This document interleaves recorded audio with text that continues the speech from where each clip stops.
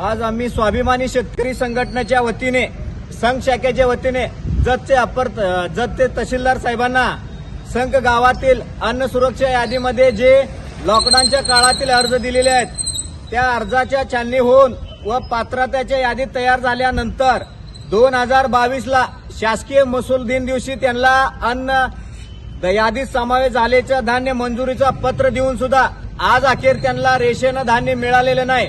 त्याबाबत आम्ही पुरवठा अधिकारी आणि तहसीलदार साहेबांना निवेदन दिलेले आहे की 1 जानेवारी 2025 रोजी त्याच्या आज जर त्या कार्डधारकांना रेशन धान्य जर नाही मिळालं त्या सगळ्या रेशन कार्डधारकाला आणून आपल्या कार्यालयासमोर आक्रोश हलगीना धरणे आंदोलन बोंबाबोंब धरणे आंदोलन करणार आहे। याबाबत निवेदन दिलं। त्यामुळे तहसीलदार साहेबांना विनंती आहे शेवटची आता 2-2 वर्ष त्या कार्डधारकाने पैसे खर्च करून नाही त्या हेलपटा मारून केले आणि त्याच्यावर जर तुमचा दुर्लक्षपणा जर असाच असेल तर स्वाभिमानी शेतकरी संघटना खपून घेतलं जाणार नाही।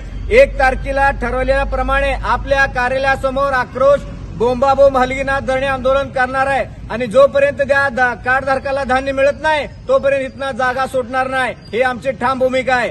स्वाभिमानी शेतकरी संघटनेचं स्वाभिमानी शेतकरी संघटनेचं धन्यवाद।